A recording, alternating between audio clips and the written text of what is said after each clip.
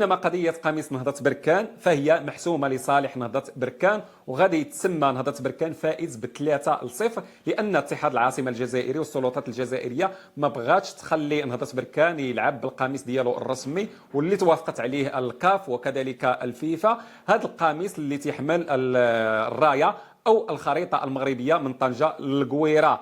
فريق نهضة بركان رفض يدخل للتيران ويلعب المقابله حتى يجيبوا له التوني الرسمي ديالو اللي فيه الخريطه المغربيه، وهذا الشيء اللي خلى الحكم يعلن على نهايه المباراه. وان شاء الله النقط ديال المباراه لصالح نهضة بركان، وغادي تسمى فائز ب3-0. غادي تسمى نهضة بركان فائز ب3-0 على حسب وغادي تسمى نهضة بركان فائز ب3-0 بحسب القوانين ديال الكاف. دابا غادي نشوفوا موقع دي دبليو بالعربيه، الموقع المشهور، شنو قال في هذه القضيه ديال قميص نهضة بركان.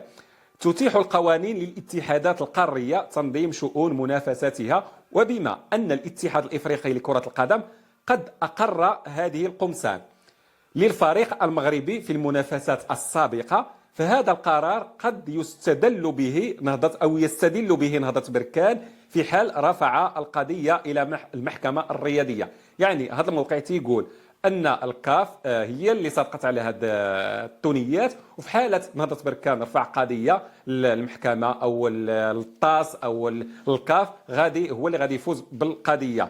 نكملوا وتيقول خصوصا أن الاتحاد الجزائري أو أي طرف آخر لم يقدم أي شكوى ضد قميص الفريق المغربي في المباريات السابقة.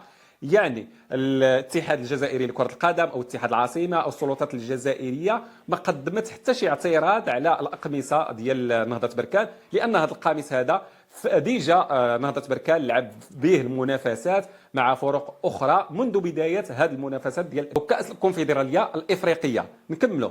ومما قد يستدل به الطرف المغربي كذلك أن الاحتجاج على ارتداء هذه القمصان لم يكن بشكل رياضي أو خلال المنافسات الرياضية، بل تمت مصادرتها في المطار، وهو ما أخرج النقاش من الجانب الرياضي الصرف إلى جانب أمني.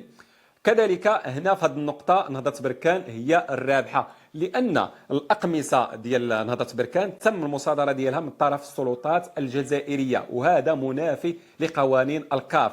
هنا السلطات الجزائرية خلطت الرياضة بالسياسة، وهذا مشكل كبير بالنسبة للسلطات الجزائرية، وغادي يكون ضدها هذا المشكل بطبيعة الحال. نكملوا.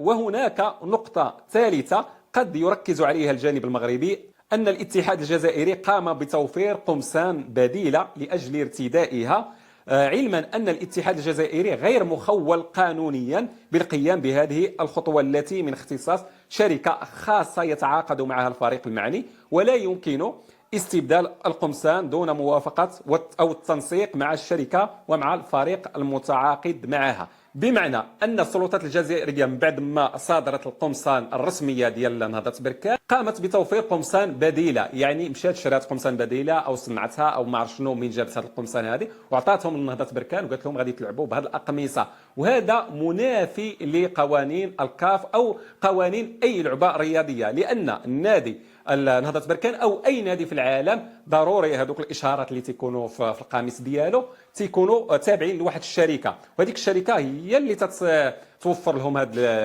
القمصان أو هاد التيشورتات، وهي اللي تتوضع الإشارات ديالها على هاد القمصان وتتخلص فلوس بطبيعة الحال باش يبانوا الإشارات ديالها على هاد القمصان.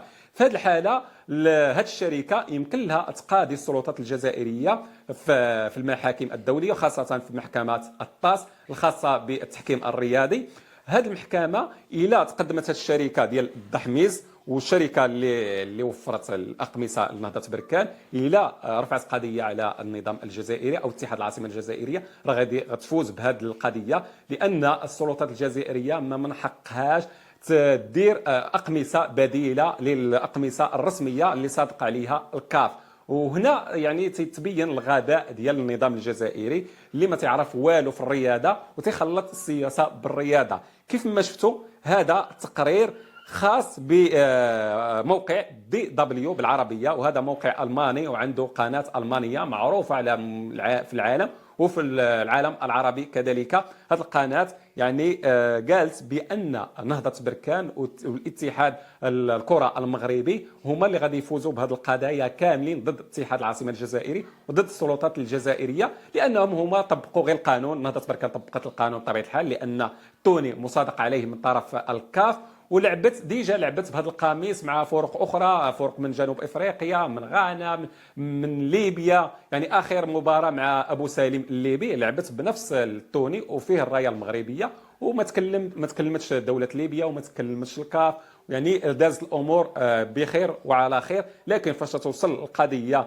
للجزائر ضروري تكون استفزازات وتكون مضايقات، لان النظام الجزائري دائما تفتعل المشاكل مع المغرب باش يبين للشعب ديالو ان المغرب هو العدو الكلاسيكي كيف ما قال شنقريحه، هو العدو الكلاسيكي للجزائر وتكره الشعب الجزائري وهذا الشيء كامل تفضح في هذه الاقمصه او قضيه اقمصه نهضه بركان. كنتمنى يعجبكم الموضوع. شنو هو الراي ديالكم انتم في هذا الموضوع هذا؟ واش الجزائر من حقها تصادر الاقمصه ديال نهضه بركان، خصوصا السلطات؟ يعني السلطات ما عندهاش الحق، السلطات ديال المطار.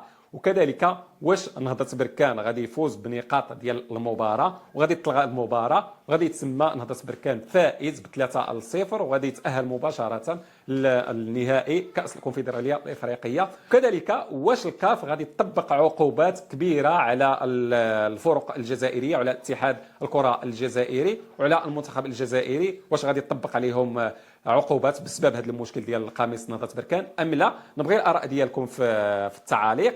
ومره اخرى ما تنساوش تشتركوا في القناه بالضغط على زر الاشتراك، كذلك تفعيل الجرس على الكل باش توصلوا بكل ما هو جديد ومفيد باذن الله. السلام عليكم ورحمه الله تعالى وبركاته.